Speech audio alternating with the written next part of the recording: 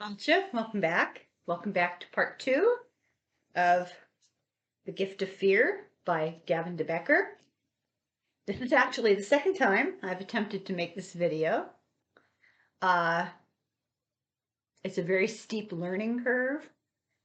Apparently, now here, probably everybody knows this and you're just going to laugh, and I will repeat this. I said this yesterday on the panel with Denise and Laura and Allie. My daughter was helping me. She very generously spent a couple of hours helping me and offered to do a whole tutorial the next time she's got a chunk of time. But in the meantime, she says, "Mom, watching you deal with the computer is like watching chimpanzees use sticks to pick up ants." Oh, she's pretty funny. So, this is part 2. I think I can finish the book in this second video. I got cut off the first video, my first attempt at this video, because apparently when you spend a lot of money to buy extra storage within your computer, it's all for naught, because the computer comes hooked up some stupid thing called the cloud, which gives you about 5 minutes of storage and then wants to charge you to have more. So we had to figure out how to automatically have my videos get stored, everything stored in the computer and not on the cloud. To hell with the cloud. Problem is, the computers don't come with instructions, and each one is slightly different. And my daughter was trying to help me on the phone from far away, and so it was just an utter nightmare. I've spent the past couple of days close to the verge of tears most of the time, because I don't have a high level of patience for fiddly stuff like this. Things cost a lot of money. They ought to work easily and properly, as you expect the first time. Anyway, that has absolutely nothing to do with Gavin Becker's wonderful book, and I hope you're enjoying it. So this will be video number 2, and we're starting chapter 7, Promises to Kill. So lots of ordinary people contemplate violence. This is not an aberration. All of us have been driven to the point just about sometimes. I often say to my friends, listen, come and bring me books when I'm in solitary, but just promise me that you'll let them know it was justifiable homicide. About my husband. Anyway, many people contemplate violence. That doesn't make you a violent person. It's kind of normal. And the thought's not the problem. It's the action that's the problem, the expression of the thought. And he talks quite a bit about the fact that thoughts become actions. Threatening words cause anxiety, and they can't be ignored, but they can certainly be taken in context. That's the big issue. So you're pretty clear when you see a no parking sign, tow zone, that, you know, it happens. You're going to get towed away. You can pretty much believe what you're hearing is going to happen, will happen. But if somebody says to you, if you're late, I'm going to kill you, you kind of know they're not going to commit homicide. It's usually a joke, depending on the person you're dealing with. So it's all about context and content. So when threats are modified, they're more interested in creating anger than they are real warnings of danger. So what did he mean by that? I'm trying to understand what I wrote down. He meant that, you know, if someone gets in touch with you, like somebody's harassing you and tells you you're going to be blown up in an hour, you should be killed, your day will come. Well, how really meaningful is that? And what it brought to mind was when I was in college, it was a very popular thing the day of a final for somebody to call in a bomb threat. And the school knew it was somebody who hadn't studied, for the final. But they had to react in taking it a serious way because, you just never know. It's the context, right? So threats are inherently meant to cause fear, but do they go beyond that? And you have to judge from the context rather. So words cause uncertainty. If not fear, they cause uncertainty. You might get alarmed, but then you stop. You have this first burst of fear, and then you talk yourself out of it, and you kind of dull down your natural alarm system that goes up, and you stop evaluating all of the remaining situation. So you need to pay attention to what's happening to you also physiologically, is his point. So if you get a threat made to you, and you start to feel like your heart gets faster, and you feel like your blood pressure's boiling up, you need to stop. And you need to recognize that, first of all. That's an important part of the warning system. Recognize that physiological thing. But then you need to stop for a second, and you need to ask yourself, okay, am I really in danger? Is this real, or is this just one of those idle threats? So if the answer to that is no, when he says, oh, if you don't get that here in time, I'm going to kill you. Then you can say, well, we know that this is not a real threat. Assess it for what it is and judge the situation. And you think to yourself, oh yeah, sure you will. Or maybe you might have to take it seriously. Maybe that person is more of a threat. So you have to use your common sense a lot, but you have to first pay attention to the fear and what it does to your body, and not just dismiss it. So he uses the example of extortion. He says there are ways to react to threats, and not all threats are created equally. And extortion is a real interesting sort of a threat. If somebody calls you up and says, I want $100 from you, or I'm going to tell your wife that you were at the bar last night. The best way to deal with a threat like that is to say, hang on a second, let me go get her. You can tell her yourself. I thought that was a great response. That diffuses the threat. Because here's the alternative. Your wife is mad at you for a period of time because you brought her to the phone and she's heard the ugly truth. Or you pay the guy to make him quiet and not tell your wife, to stop him from coming back next week and asking for even more money. So you neutralize the threat, and you have to weigh how much real inherent danger there is and what you're willing to risk. And if you try to plead with them and pay them off or compromise or whatever, you take the risk of increasing the threat, and things will escalate. That's why they always say we don't negotiate with hostage takers, or we don't negotiate with hijackers. That's one of the reasons why. So you don't want to negotiate with somebody who can't be relied on to respond the way you want.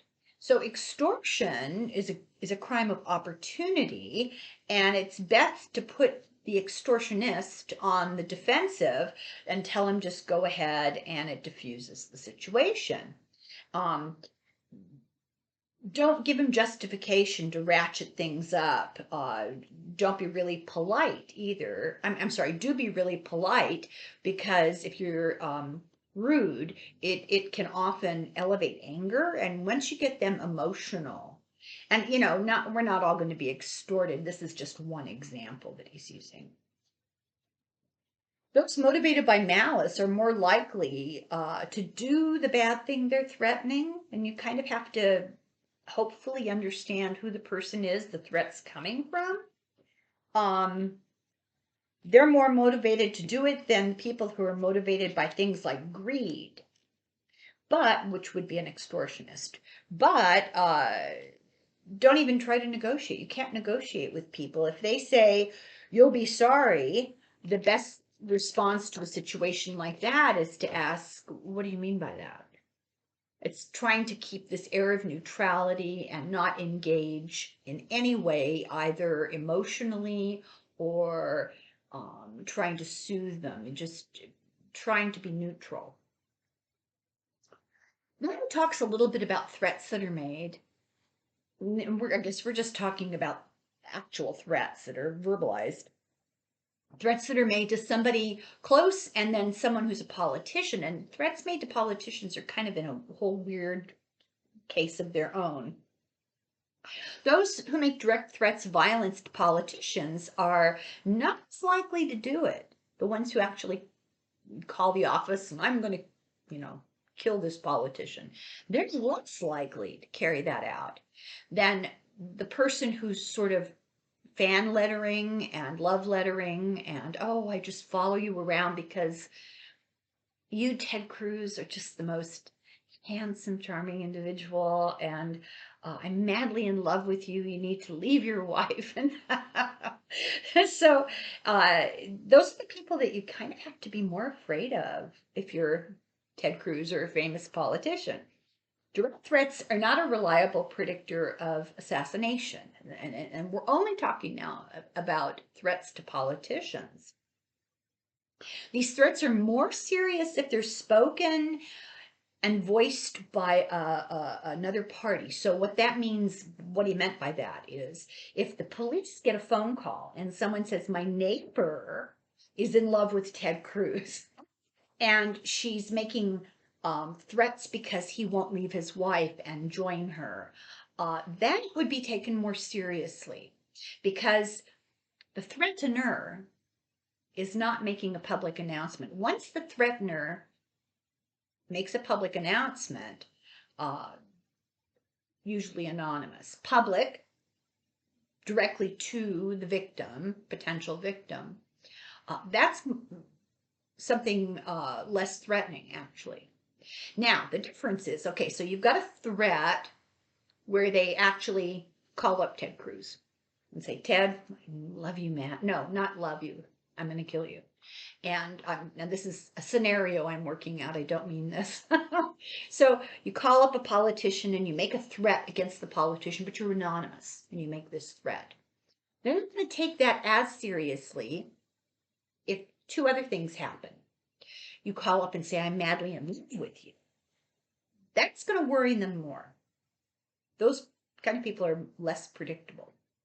And then the third scenario is if you call up and say, hi, Ted, this is Irish Granny, and I'm madly in love with you. Okay, so that would be really concerning because you're not worried about being anonymous. You don't care about the repercussions. You have less at stake. If you're anonymous, you can get away with it, but you tell them who you are, then it's a scarier situation. So this is how they evaluate threats. It was very interesting, and it was a really long, drawn-out explanation, which I'm trying really hard to condense, and it's not easy. So if they're spoken to another person, like your neighbor or somebody you work with, what your intentions are against a third party, that's kind of more concerning for them.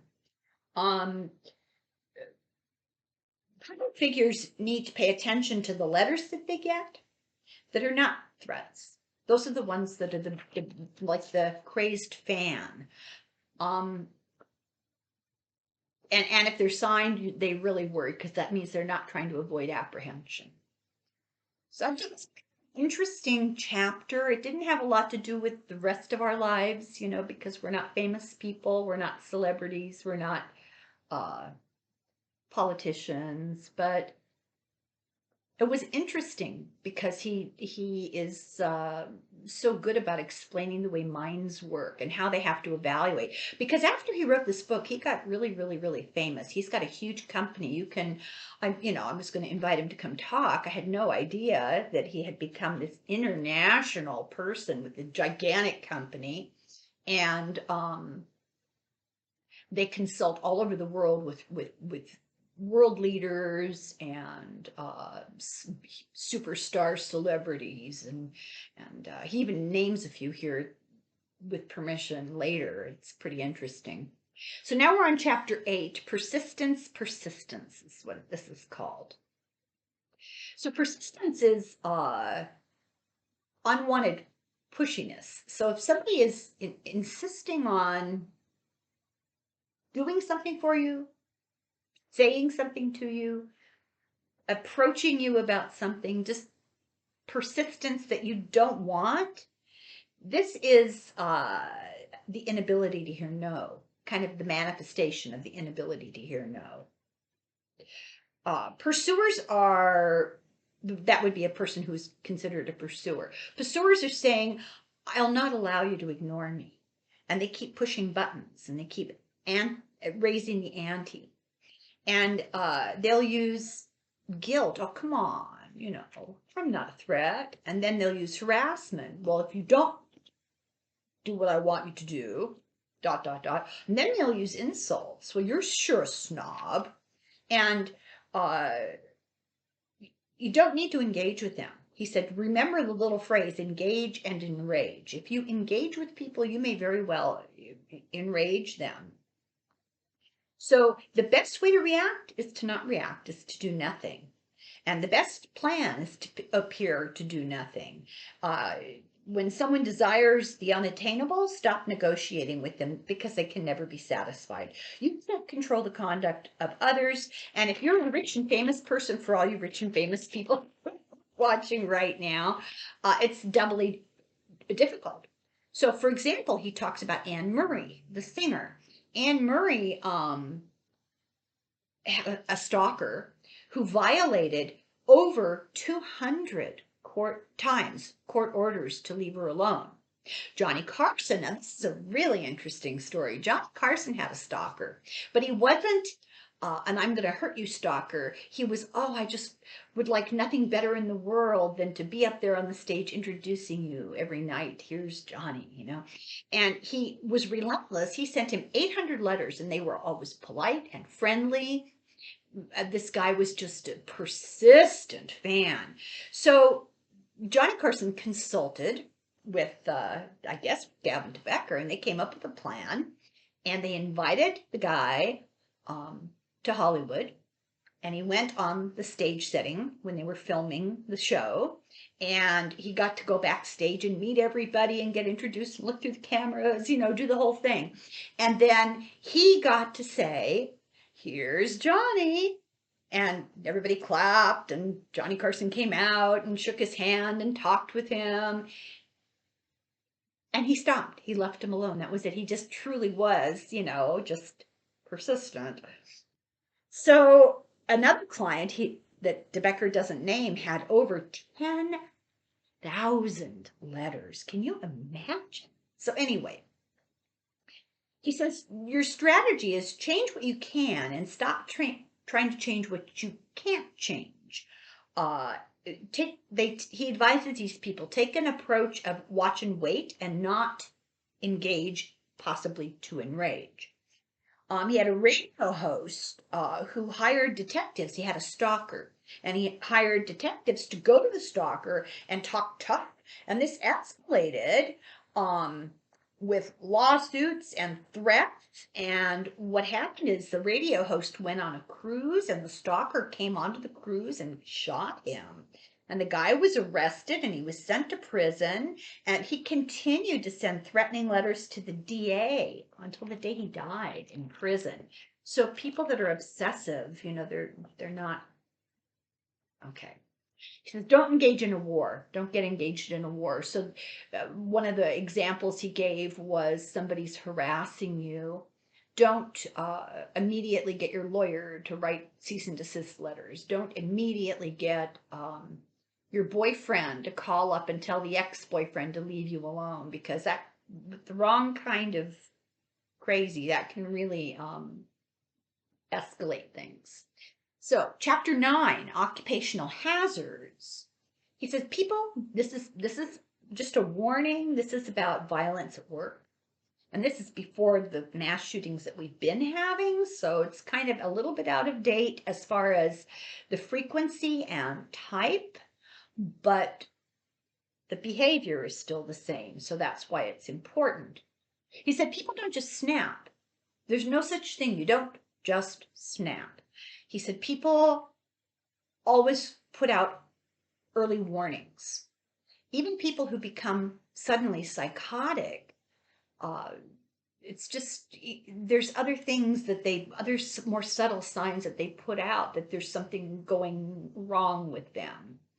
Um, for example, Pat Sherrill, known as Crazy Pat at work, sign number one, red flag flying high. They had to call him Crazy Pat. He was such a weirdo at work. He ended up shooting and killing 14 coworkers after he was fired from the post office. And this is where the phrase going postal comes from. And Becker says that at the time, 1997, and I know the statistics have to be different now, but at the time, the highest number of shootings at work were not at the post office. They were at fast food restaurants. So then he gives the example of this other guy, David Burke, who worked for U.S. Air. And in the past, he'd been in trouble. Okay, he's hired by U.S. Air with this record on his record when he was hired: drug trafficking, shoplifting, and auto theft. He had cut the wires on his girlfriend's car, and he had beaten her up. He had threatened her with a gun.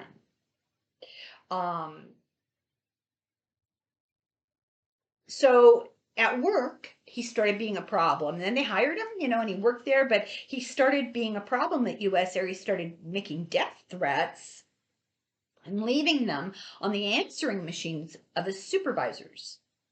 And so he was fired. They took the first opportunity they could. They fired him for stealing $69. And a fellow former employee let him borrow a gun, as you do, So, excuse me, he arranged to get on a flight when he knew that his supervisor who fired him was on the flight, and pulled out a gun and started shooting people, and eventually led to the crashing of the plane and the death of all 43 people on board. Well, that's kind of an extreme case. Terrible. Just can't even think about it. Anyway, Becker discusses escalating violence in public places. And boy, oh boy, I don't think he had any idea how bad it was going to get. But he describes signs, and he says it's really obvious. I wrote this. It's so obvious now. You kind of wonder, how did people not realize?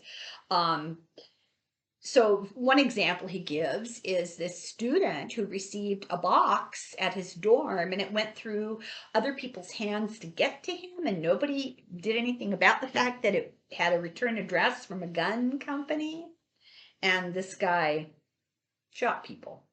And Becker discusses the whole concept of deep denial, which, workplace violence is coming from a place of insecurity and emotion. Job loss is a huge trauma.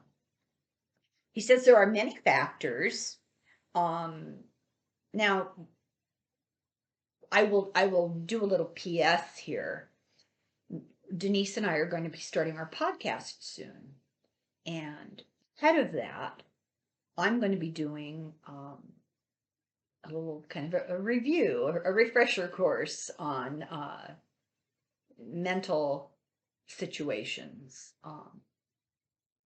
psychosis and psychopathy, sociopathy, personality disorders, that kind of thing. And in the context of that, I'm going to talk about mass killers. Not a lot, just a few facts and figures. And so there wasn't really some of the research when he wrote this book, certainly not as many incidents. Keep that in mind. It's important to remember that. So he talks about it coming from a place of insecurity and how traumatic job loss is. And I have more to add about that, but that's research that was not a part of this book. So there's many factors contribute. He says, they don't do a very good job. They certainly didn't do it at the time. Policies have changed now, I think, for the better as much as they can, but they didn't vet their employees well when they were hired. Supervisors can be really inept as supervisors. Just because you've been promoted to be a supervisor doesn't mean you're good at dealing with people. And firing techniques have been questionable. I think they've improved that too. So the most common problem employee he calls the script writer. And a script writer's got, this is Becker's nickname for him. The script writer's got a whole scenario going on in his head. He's got a whole internal monologue and script that he just runs through his head. It's what drives him. They're inflexible. They're stuck in their way. They don't like criticism. This kind of guy will invest others with the worst motives and the worst character, always assuming the worst. He'll ask you a question, but then he won't listen to your response. He'll walk away and say, well, you won't even tell me anyway, or what do you know? Angry, always angry. He writes this script. He's reasonable, he's good, everybody else is incompetent.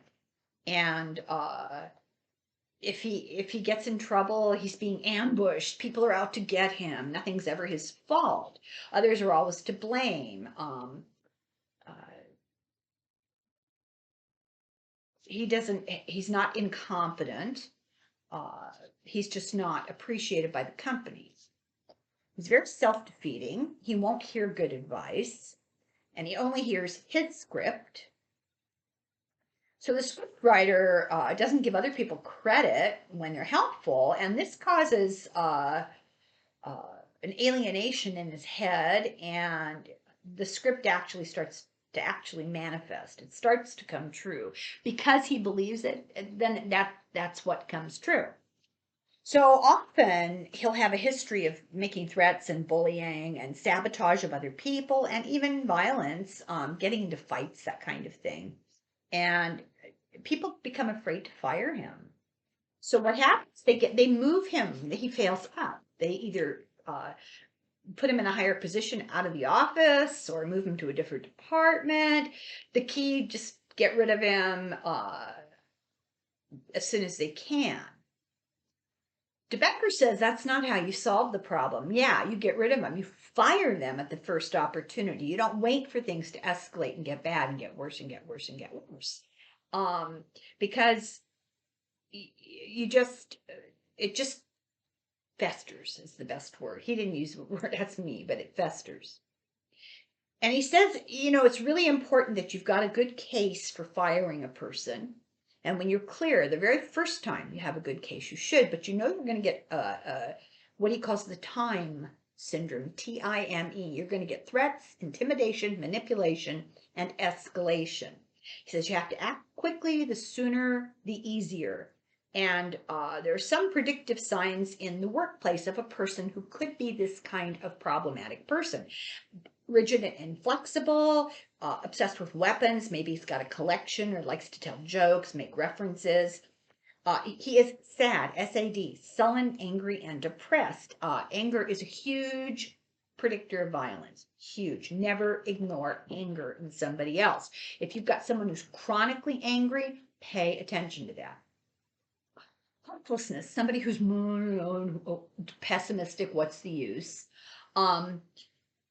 Someone who identifies with other violent people, praises them, like violent movies, violent characters, Dirty Harry, yeah.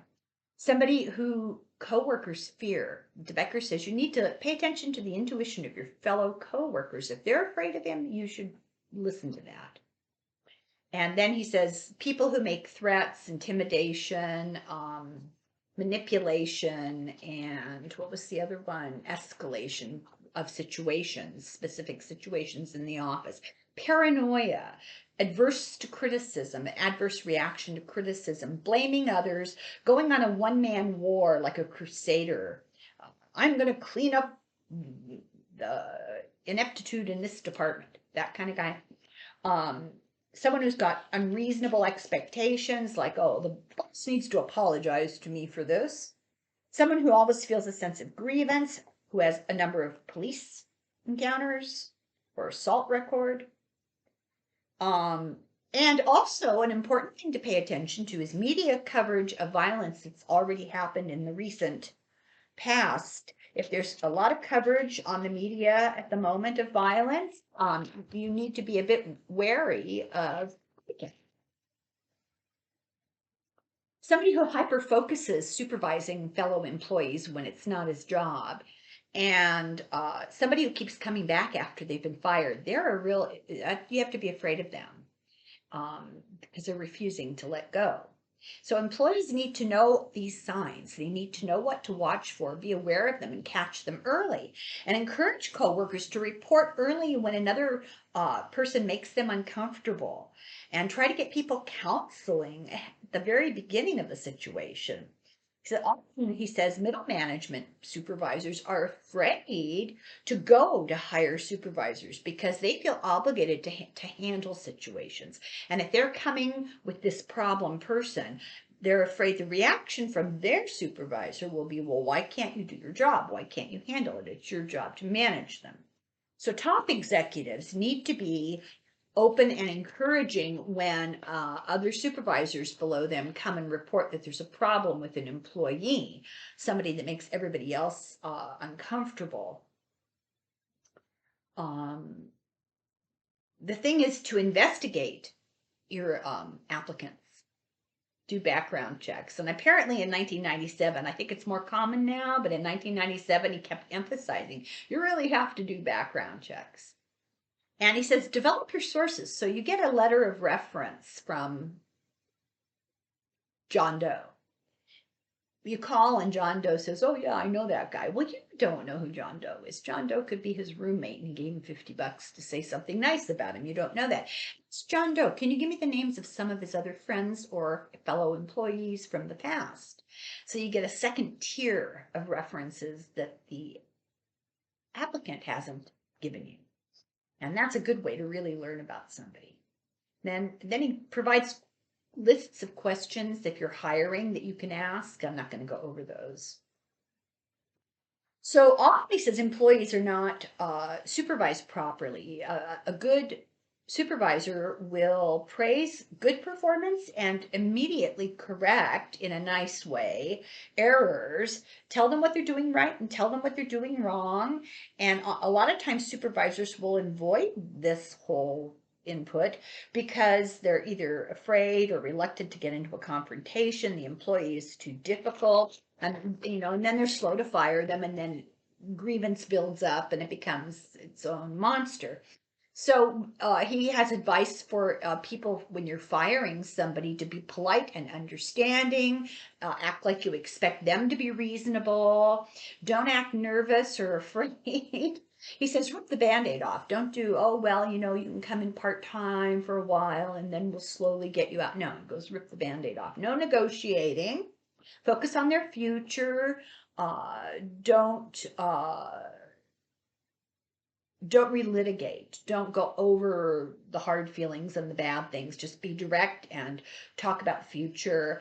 Be really general, not specific. Don't make threats.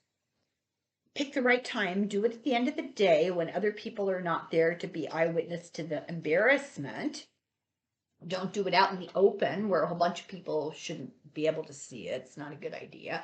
And choose your cast, he says. Have high-level management there, but not necessarily security because you don't want to terrify people or make them feel threatened. Firing is a loss of status, a loss of income, security, purpose, identity, and ego. And this person will have lost a lot. That person may feel he's lost everything and has nothing to lose. Once he's fired, his employer has no power over him anymore. The worst has happened. And he said, Becker said, so if they threaten you with a lawsuit, that's better than the threat of violence, but pay attention to the end of the lawsuit because that's when they may feel they have no choice and they engage in violence. Use language that shows you aren't afraid. I understand you're upset, but I know you're far too reasonable to do anything extreme. And if they make a threat. And we all say things we don't really mean. I know you're upset. Handle it that way. And then he talks about security processes for security, but we don't work for security, so we don't have to worry about that. And watch for a risk that might come a little bit later.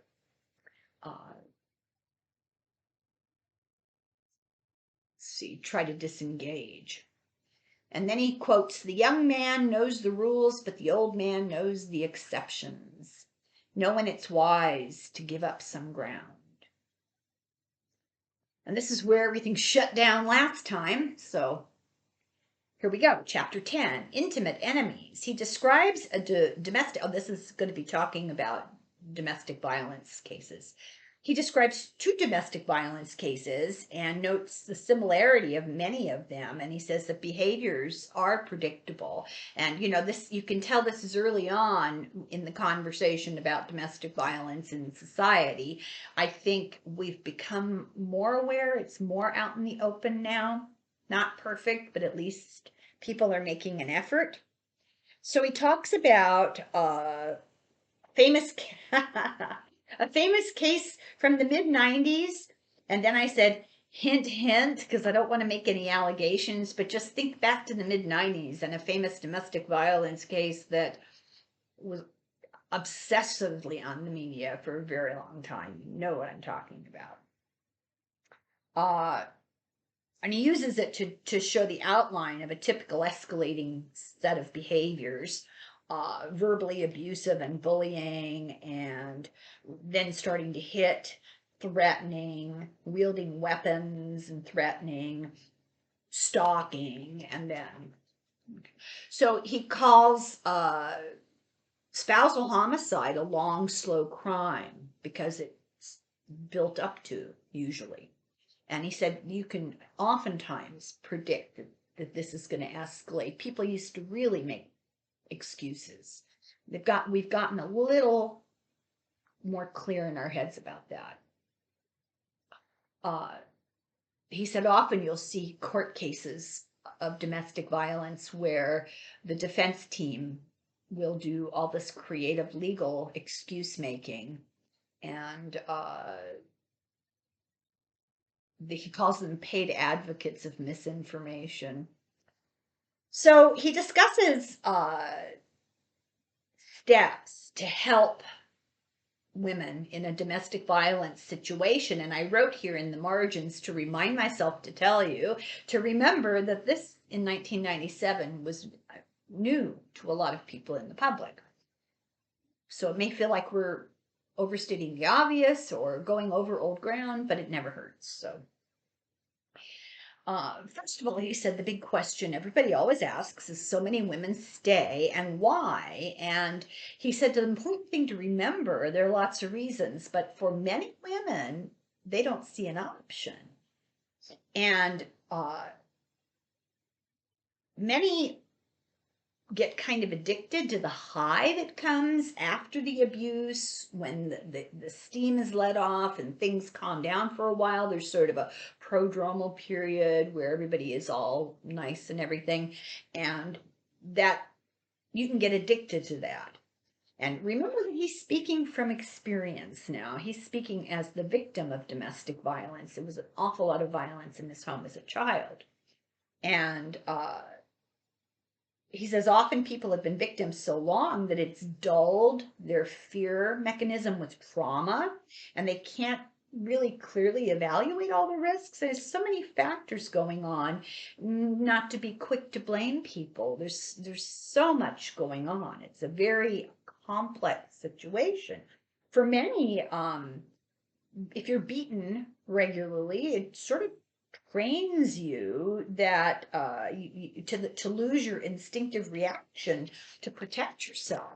What might seem obvious to people who are not being abused is not obvious to somebody who is being abused. The situation of domestic violence sets up a conflict between two instincts. The desire to stay in a secure environment versus the desire to flee from a dangerous environment. This is your home, but it's where you're in danger. And this is a real conflict. It's a lopsided seesaw. And logic can't help here. You can't look at this with logic, he says. You have to understand the emotional and psychological stuff that's going on. He says he gets a lot of pushback from people when he makes speeches and he says that staying is a choice.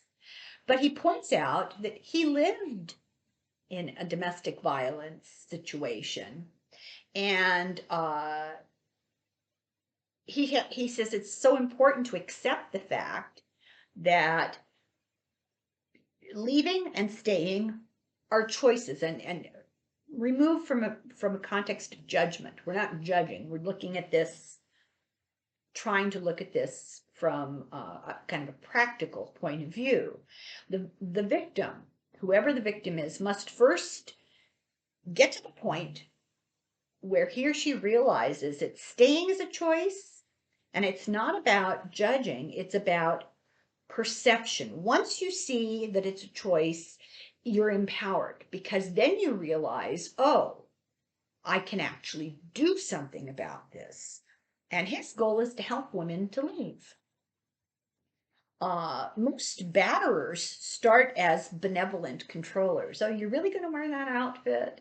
They're not bad, but they become malevolent. They start out with control about money, control about clothes, control about your schedule and who are your friends. And they'll give punishment and reward unpredictably. And it's that unpredictability that's so damaging. It gives people hope that things are going to get better, and they stay because they think things are going to get better, and for a while things are better. And all of this is new ground that had really not been discussed a lot when he wrote this book. It seems obvious now, but it is interesting. The Becker was probably a child who never learned how to expect love or accept love, probably coming from a position of, at best, neglect. Probably personal trauma himself.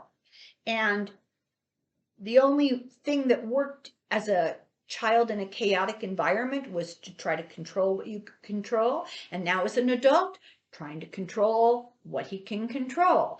And he thinks he can control everything. And he's been taught that violence is how you get what you need to get. So he'll do anything to stay in control. And Buddhists say human suffering is clinging to that which changes. He gets into a lot of philosophizing in this book, which I think is fascinating. And these kind of Zen outlooks on the situation, I think it's important to remember these references, because we're going to be echoing this kind of worldview in some of our next books. Really important. There's a tie between personal security and Buddhist philosophy and metaphysics in general. It's very interesting. It's Carl Jung. When an inner situation is not made conscious, it appears outside as fate. I love that. He advocates, Becker does, for things like hotlines and shelters and escape plans, things that are so obvious today. So obvious. He said the strong silent type appears to some women to be, appeals to some women as the kind of guy you want, because you can't be really sure of what he's feeling or thinking, and that's kind of a mystery, and it's intriguing. The trouble is, the mysterious is really secretive, and strong can become scary. And he says many women focus on a guy's potential, what they can do to change him, and they ignore their intuition about what he is right now today. So part of the book here, the point of the book is to get us all listening better to our own gut feeling. Your gut feeling, don't dismiss your gut feeling. My gut's way smarter than I could ever be. It's always right. So violence does not come out of nowhere. He says the wife said this about her husband, who was possessive, who collected knives, who monitored her time, who wouldn't let her have a car, who was jealous, and whose first wife had died in an incident of domestic violence with him. And how he was still out of jail, I don't know. And then in capital letters, denial here. Many of us choose not to see faults in people. It's hard, it's normal. It's common. Our cultural approach to romance and dating is partly to blame. It's done in a rush. Follow your heart. There's a whole channel on the television with all those love movies. Often arranged marriages succeed because the partners are told, look for the good in your partner. You know, the marriage is arranged by somebody else, and here you are, and now you have to seek out the good. You're stuck because culturally you don't have other options. I'm not advocating for that, but it is an explanation. In the US, we don't look for the good, we look for the unfavorable. Spousal killings don't happen in the heat of a fight, but they happen after a woman leaves and she's stalked, and it's not a crime of passion, it's a decision of control. And often these guys are really calm when they get to this point. Estrangement begets the worst violence. 75% of spousal homicides happen after the split, when they're not having these fights anymore. And he said, this is predictable. We know this, so we are able to predict it, so we should start predicting it. The usual advice to get a restraining order, in some cases, he says it can make it worse. You have to, remember he said you have to really look at context. Have to really look at context.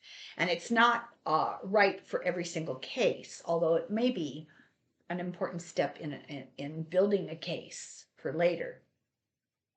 Temporary restraining orders really do help cops and prosecutors. So he advises his clients, the cops are going to tell you to do it, the prosecutors are going to tell you to do it because it creates a criminal history, but let's look at the larger picture. Many abusers see it as a reflection. Oh, wait a minute, I'm sorry, I'm misreading this. Many abusers see rejection as a threat to their ego, and these homicides are murders in defense of the self. I thought that was such an interesting way to look at them.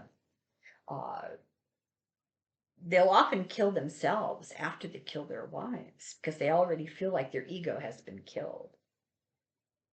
He cites some statistics from 1997 about temporary restraining orders not working in many cases, or in cases where there's a lot of violence. And he asks the question, which cases do they help? The best ones they help are in cases where there's the least violent people involved. It depends on the emotional investment of the guy. Like, is this a casual date stalker, or is this a long-time spouse abuser? That is a pertinent thing to know.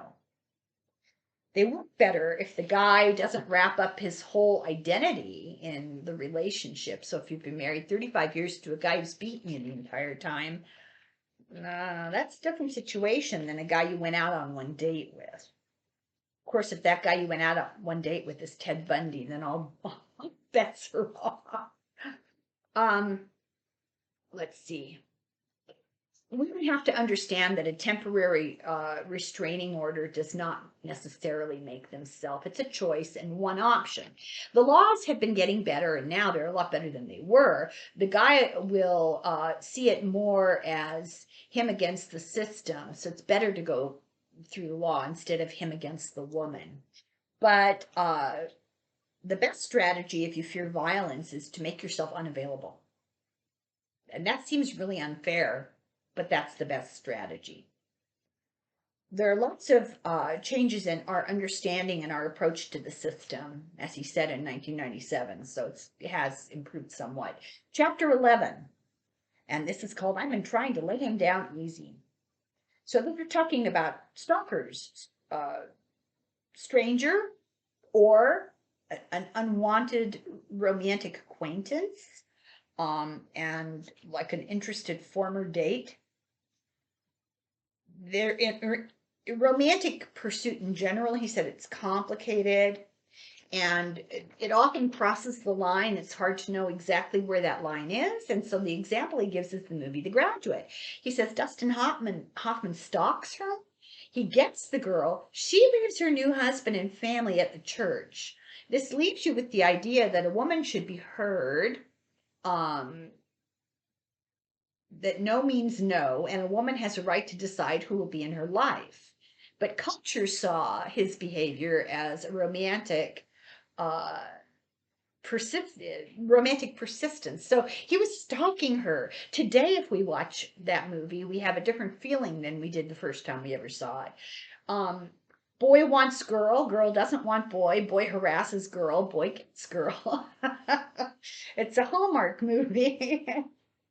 He said he gave a full list of movies that have that same basic theme, and I copied only a few. Flashdance, Tootsie, The Heartbreak Kid, 10, Blame It on Rio, Honeymoon in Vegas, Indecent Proposal. And this is a show I've never seen, so I'm hoping that people will know what he means because I have no idea. But Sam on Cheers spent 8 years harassing two different coworkers with romantic persistence, and Becker says that's not love. This guy is troubled. So, love language, he said. Men are nice and they pursue women. Women are nice and they'll reject a guy, and the woman says less than she means when she does this, and the man hears less than what's said. Said no is a complete sentence, and here are a few classic lies that are told to women, I think.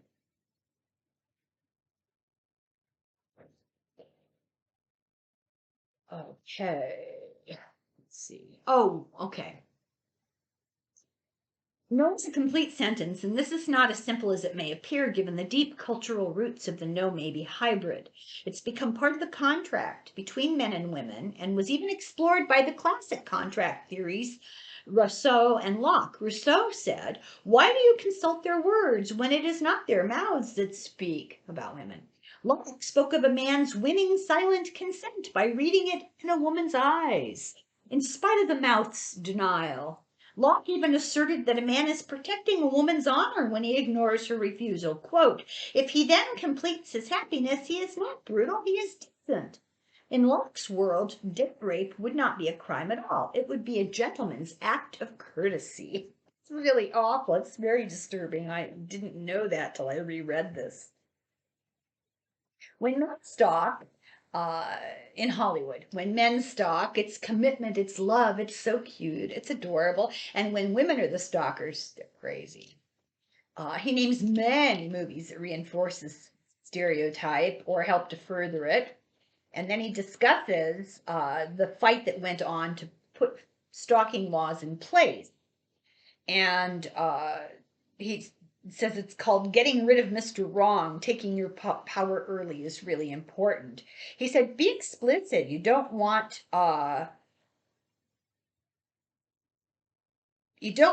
him to think that there's hope. Don't say things like not right now, because that leaves hope that maybe later, I'm not ready for a relationship, not right now. That means I might be ready in a month. Because don't do that. He says, don't negotiate. Saying I don't want to talk to you 10 times is talking to them. You say it once and then you go radio silence. He says, never give in and return a call. If you've told someone don't call me anymore, don't return their call. Any contact is seen as progress in his eyes. Never blame yourself. Don't say, well, it's not you, it's me, which I've actually. Or say, well, I'm just not in the right place right now. I'm not in the right headspace. I'm just not ready. This leaves an opening for the future. Don't explain why. Just say no. You'll have to respect my decision. Conditional rejections, he said, are discussions. And there's a dialogue in Tootsie that he says is the perfect example of this. I did see Tootsie, but it's been a really long time. Where is it here?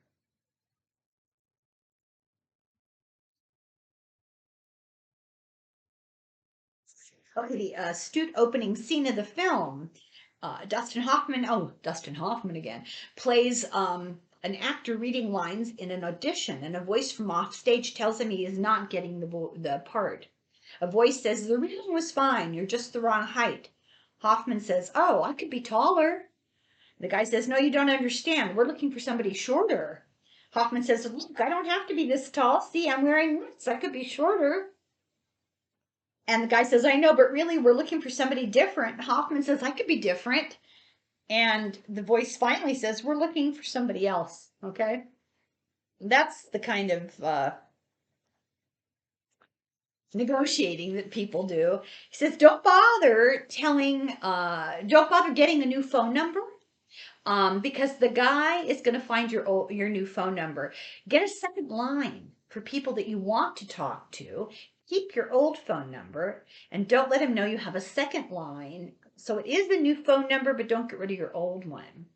And put in voicemail and get it recorded. So this is pre-cell phone.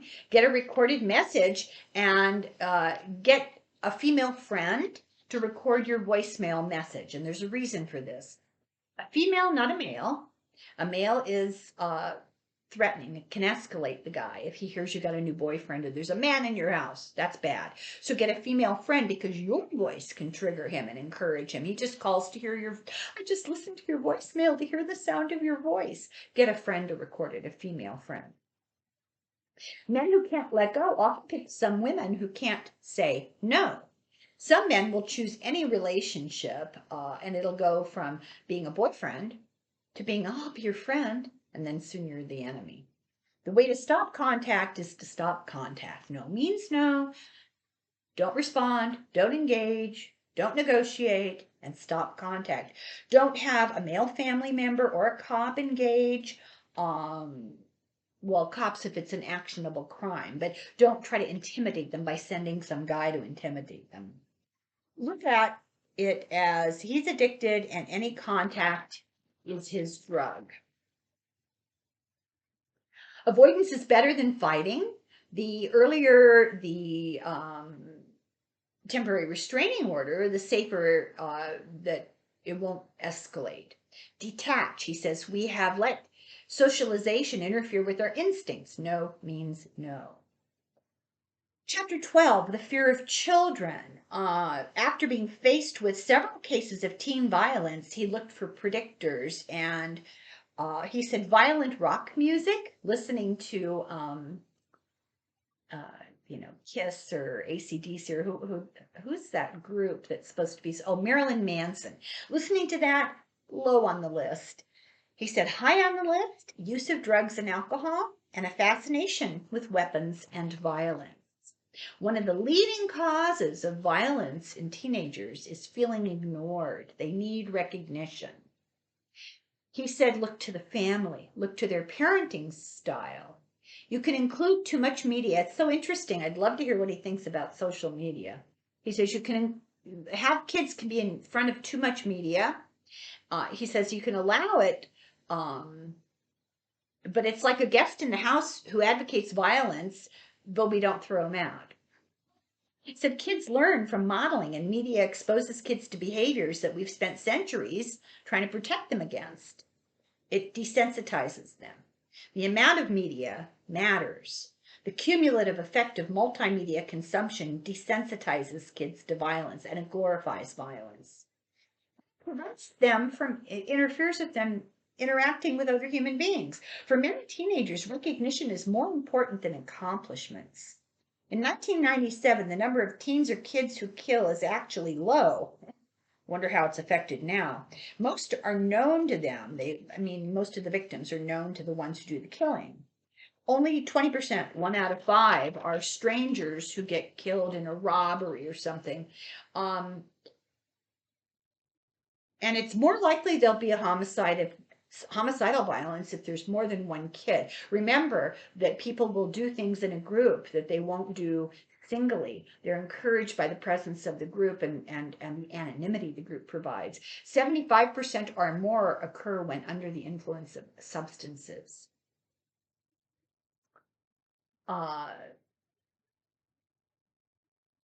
Skills that violent people don't learn have to do with emotional intelligence, things that are involving them with other people. And, the more time you're spending in front of the media, the less time you're learning these skills.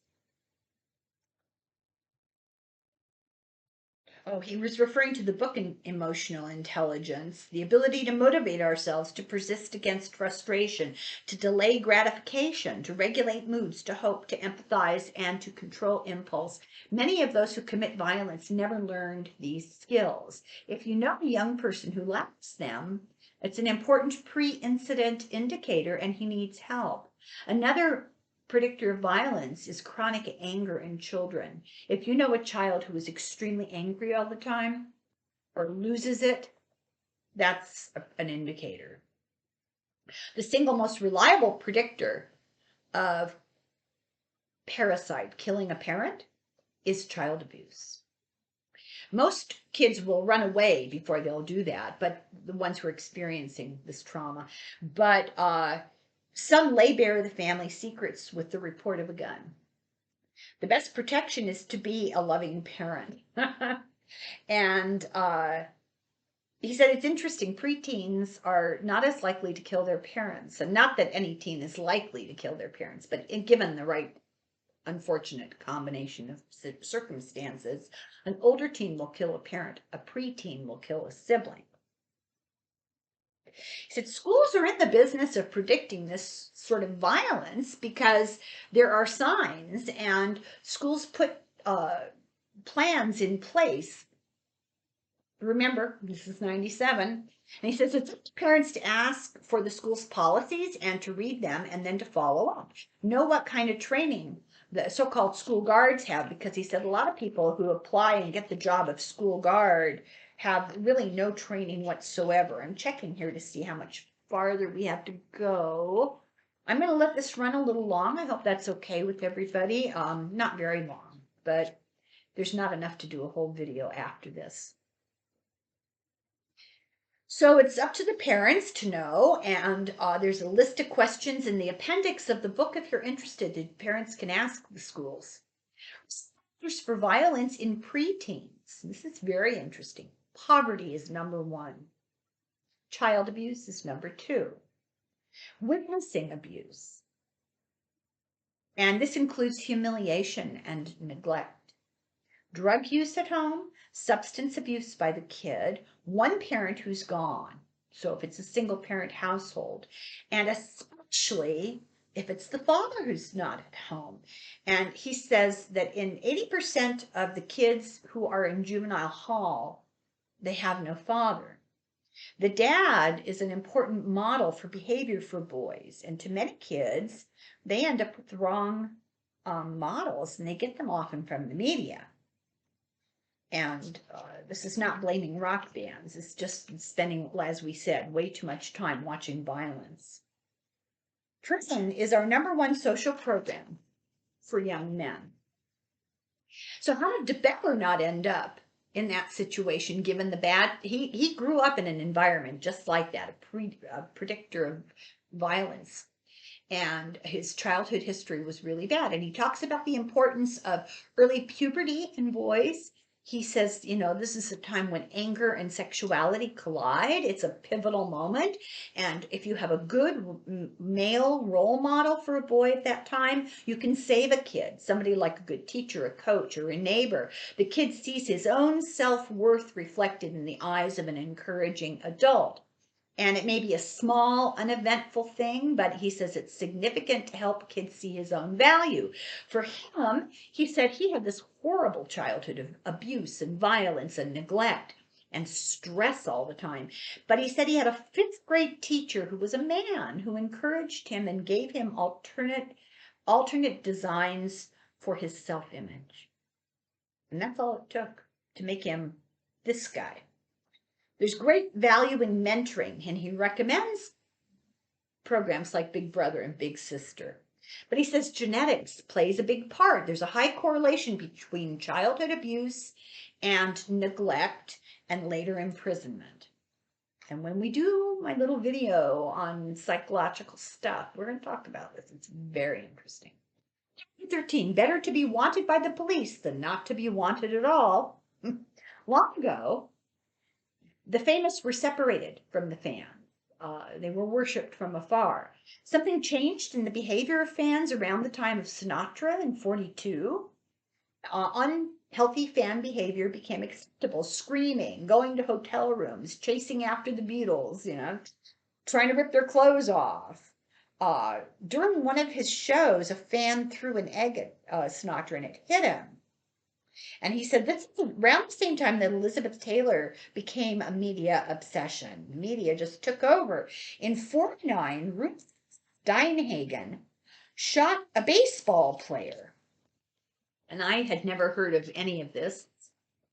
And I read this book when it came out, and I had completely forgotten this story. Kind of scary how much you can forget. Anyway, she shot this baseball player called Waitkiss, and he survived and returned to professional sports.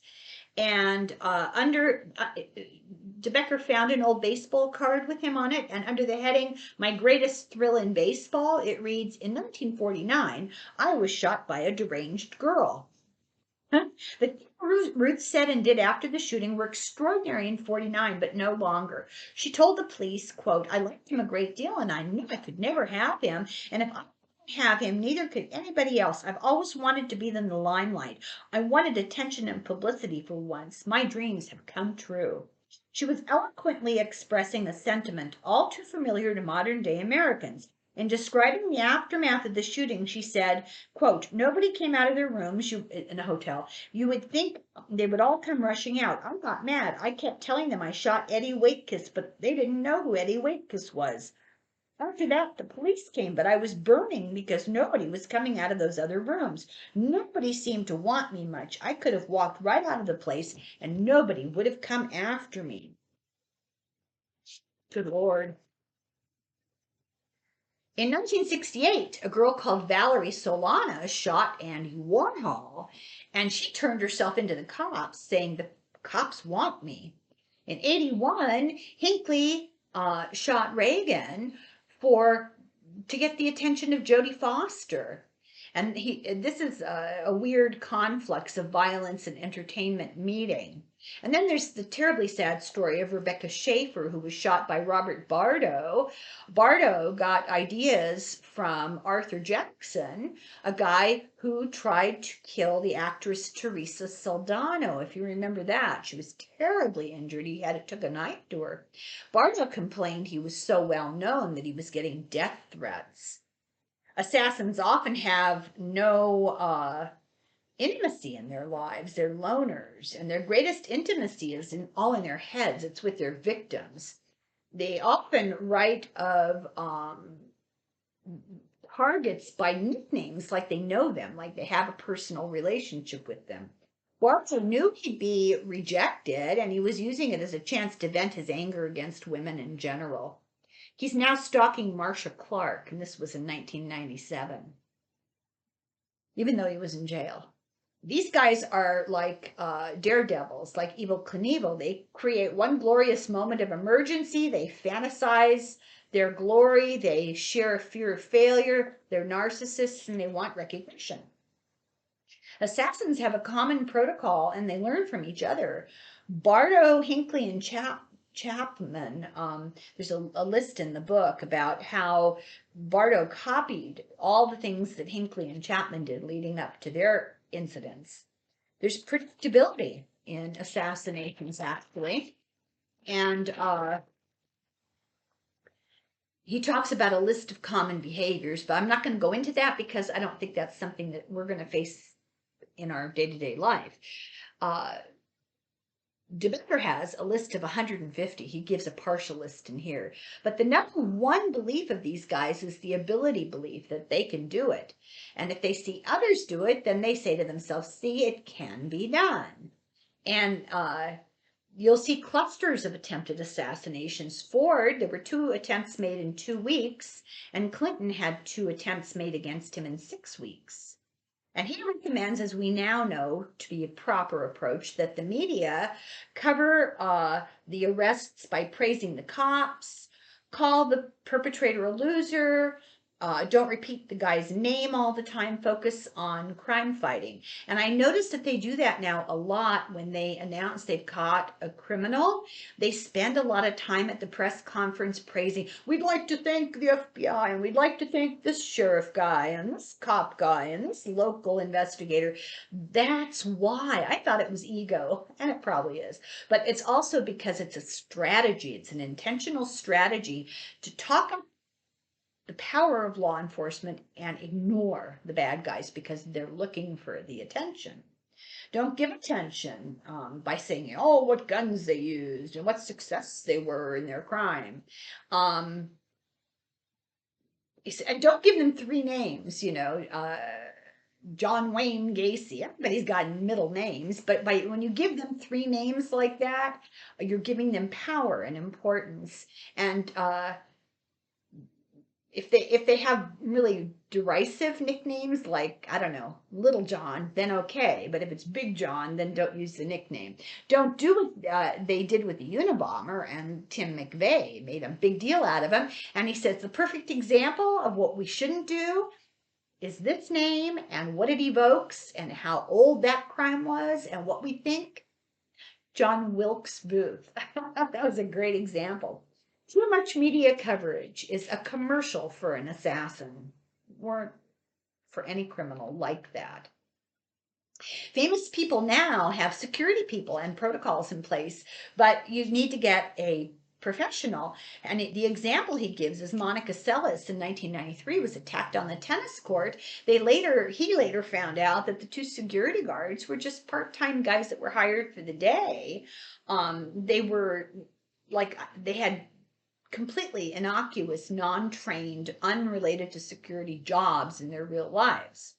His office in 1997 had a list of more than 20,000 public figures who had stalkers. And he says there's just so many weirdos. And there's so many of them that they have shorthand for them. They have the DEL ID. This is somebody who's got a delusion of identity, who thinks he's the Messiah, or he's Captain Kirk, or she's Marilyn Monroe. Then you have the spouse DEL, and this is the crazy person who thinks that they're married to the famous person and stalking them. Then you have one called OutCon, and they're being motivated by the outside control of the voice of God telling them what to do. So the media is always on assassination watch at this point. If you look at politicians, you'll see that they're followed around all the time by a pool of media, and that's one of the reasons.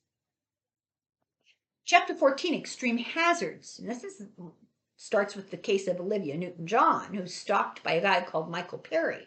She had full-time bodyguards. He thought she was evil and should be killed. And his parents predicted that he would kill them. His mother locked herself in the house when he was in town. They hid their guns. They paid him to leave town. When he was 7, his mother pushed him in an argument, and he fell into a wall heater, and he was still upset about it as an adult. And when he killed his parents 20 years later, he shot the wall heater too. He was such a problematic kid that his dad asked a neighbor to be his eyes for him. And he overheard this, and when he killed his parents, he shot them in the eyes. He also killed the neighbor. He hated powerful women because they represented the power of his mother who had hurt him. Did she? He beat his mother badly on a regular basis, and decades after she healed, decades after he healed from being pushed into the heater, he still wrapped his leg, which was healed completely, in bandages every day.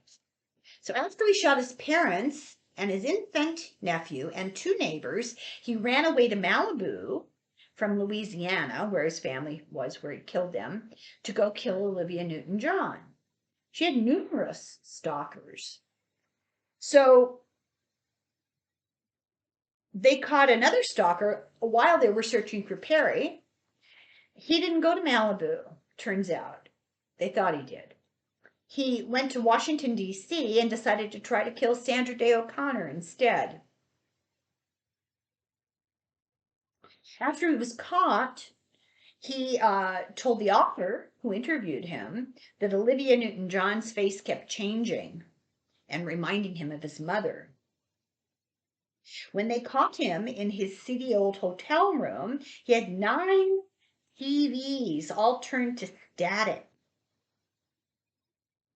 And he had written on the screen with a red magic marker, "Red Eyes," and Olivia Newton-John's name.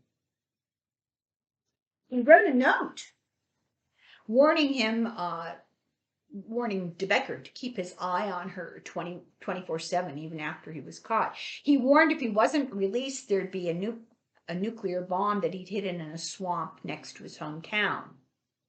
And he told Becker that Perry's head was full of vomit. And Becker said, this man was insane. The Supreme Court ruled on whether it was okay to medicate him so that he could be lucid enough in his head to be executed. And the doctors had refused to do that. The doctor said, "We're not going to give him medication just so you can kill him."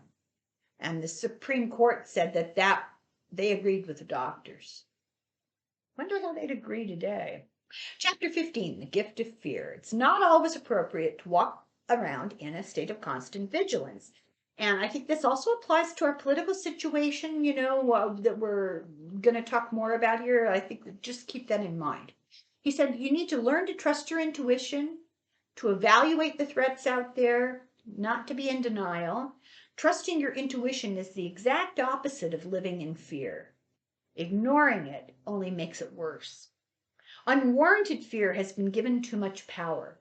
He says it's meant to be a warning, not a long-term emotion.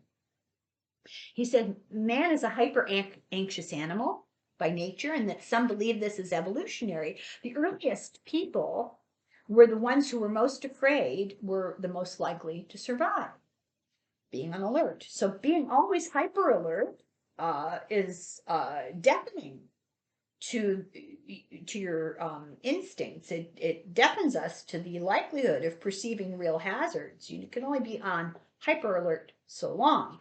Pretty soon everything looks like a threat, and then you don't know what the real threats are. Remaining in a state of fear is destructive, and taking precautions is constructive. He says it pays to have a relaxed attention to your environment and not a rapt attention to your imagination. Rule number 1, if you feel fear, the thing you fear can't be happening yet, because then you'd be in the middle of it. So if you're feeling fear, it's a warning, and it tells us what may happen. Rule number 2 is what you fear is rarely what you think you're afraid of. So an example, it's what you've linked the fear to.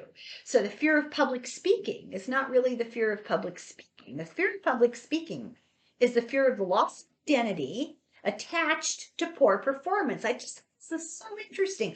It's the number 1 fear, public speaking. And are people really afraid of getting up and speaking? No, that's not the fear. The fear is you don't want to look stupid. You don't want to fail in a public situation. And this is a primal evolutionary fear because it's linked to survival. You don't want to be judged. You don't want to lose your value in the group, because inclusion is the key to survival. So you want to survive on a very basic human instinct level. You want to survive. In order to survive, you have to be included in the group. To be included in the group, you have to have value. To keep your value, you don't want to look like a loser. That's why you're afraid to speak in public. I just think that's so interesting. Anyway, he said the word that elicits the greatest fear, and I tested my husband. I said, okay, what word do you think in the English language makes the most people have the greatest fear? And he said fire. Now, that's a pretty good guess. It's not. It's shark. And it's because shark attacks are random and they come without warning, and we become meat. We lose our identity. And he said, interestingly enough, the shark is not the most dangerous predator to people. The most dangerous predator? Man. He says, now we know human violence is rarely random and rarely has no warning. Real fear can energize you into action. People have been able to lift cars. People have been able to gouge sharks in the eyes and fight them off. And he said that the quote, nothing to fear but fear itself, really means there's nothing to fear unless or until you feel real fear. And he says real fear is linked to a situation related to pain and death. Worry, anxiety, wariness, concern, they all have a purpose, but it's not immediate danger. It's something you're stewing about. And he said that, interestingly, the word worry comes from the Old English wirgan, which means to choke or to strangle. And we talk about a dog worrying a bone. That's what we mean. And he said, worry is really a form of self-harassment. You're choking yourself. Worry is manufactured fear, and it's a choice. It serves a purpose. Worry, if you're worrying about something, you're not changing it. You avoid change, and you avoid admitting that you're powerless. He said, even prayer, and I thought this was an interesting way, even prayer is more productive than worrying. Worry is a way to show concern for someone in a kind of a fake display of love. And it's a protection against future disappointment, like worrying about a test. So worry can be a magic amulet. People use it to fend off danger. The mere fact that you're worrying about something means it probably won't happen, or you would have taken action. He said it hurts more than helps. It eats away at you. It interrupts clear thinking. It wastes time, and it shortens your life. The cost of worrying can be more than the cost of changing. To be free of unnecessary fear and to use fear as a tool, we have goals. And the first one is, if you feel fear, listen to yourself. Go, oh, I'm feeling fear. If you don't feel fear, don't manufacture it. He says, if you find yourself creating worry, it's not true fear, but you're worrying because you're anticipating something is going to happen. Figure out what it is you're worrying about. Some people deny a risk or a threat because they don't want to face it. So they have a fear of something, and they brush it off because they don't want to face it. They say, don't think about that. And, I hear that a lot. You're worrying about a tsunami. Don't worry about that. Don't put those negative vibes out there. Don't tell me about the danger, because what can I do to change it? He says, that's not logical. He says, for example, smoking kills far more people than lightning. But a smoker will calm his fear of lightning by standing outside under the eaves with a cigarette. He said, anxiety is caused by uncertainty. A guy brings a gun to a protest. Oh,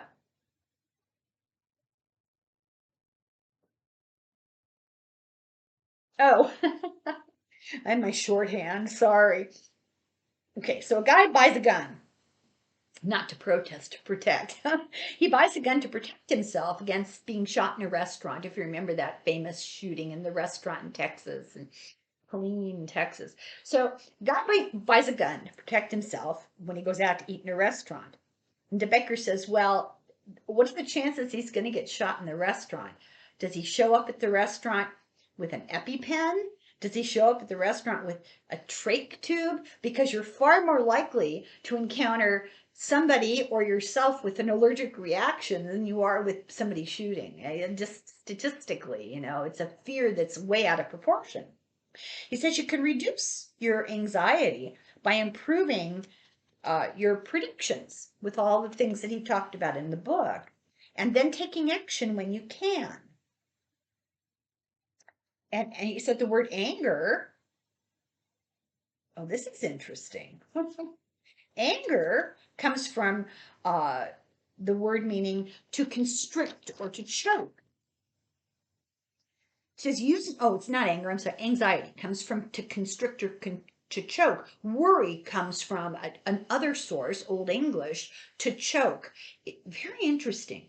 He says using worry to imagine a positive outcome can lead to creativity and positive change. Einstein said that when you follow your intuition, the solution comes to you and you don't know how or why. We are alert to the news of disasters because it's a survival tool. You can't help it. He says, the phenomenon of cars slowing down at the scene of an accident, he said that's a survival tool. We have an impulse that we're not even aware of to learn what's the danger, what do we need to be careful of. It's not morbid curiosity, although probably it is, but underneath that is a survival instinct. But he says news is programmed to build fear. They're electronic scare tactics, he says. You never hear them say, such and such happened, and that's that. It's all over. It's always open-ended. Will the threat return? And they revisit tragedies on anniversaries and kind of, So we're obsessed with true crime, true. And but we can use what we learn.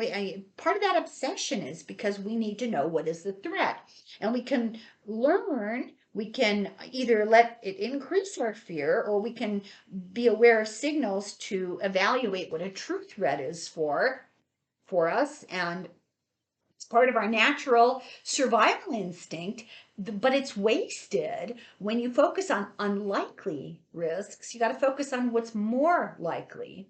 And the most important question is not, and I love this, not how shall we die, but how shall we live? Most important question. And let's see here what I thought was important. Having spent years preparing for the worst, I finally arrived at this wisdom. Though the world is a dangerous place, it's also a safe place. You and I have survived some extraordinary risks, particularly given that every day we move in, around, and through powerful machines that could kill us without missing a cylinder.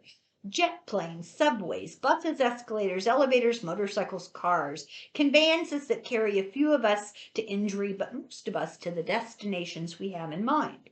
We're surrounded by toxic chemicals, and our homes are hooked up to explosive gases and lethal currents of electricity. Most frightening of all, we live among armed and often angry countrymen. Taken together, these things make every day a high-stakes obstacle course our ancestors would shudder at. But the fact is, we're usually delivered through it. Still, rather than be amazed at the wonder of it all, millions of people are actually looking for things to worry about. Near the end of his life, Mark Twain wisely said, quote, I have had a great many troubles, but most of them never happened. The end. This is a really good book. And what I liked about it was all the practical information, the strategies, the ways of observing behavior and predicting. But ultimately, I liked his philosophizing, and he did a lot of it. I really recommend reading. I've been owning this book, and I'm glad I reread it. I thought, kind of silly to do such an old book, but I'm really glad I reread it. And give it to your children. There's much to be learned from it, much to be gained from it. Well, thank you very much for watching, and I'm sorry this ran on so long. I'm terrible judging how long these things will last. You can always put it on pause. So thank you, and we'll be doing cards on this. Please, large letter questions in the comments, and I'll answer your questions. I might even get around to answering my comments later today. It's a miracle. And be sure to catch the video that we made the panel yesterday. It was really fun. We had some technical difficulties, of course, because I was on it, and it was my sound that was weird, and I think I might have figured out what was wrong with it. I read that on Zoom, if you have a telephone turned on and it's close to your audio receiver thing, microphone, it can cause weird static, so I'm hoping that's all it was. Oh, God. Anyway. Thank you very much for watching. Go have a nice weekend and hang in there. Don't be afraid. Slán go fóill. Sláinte.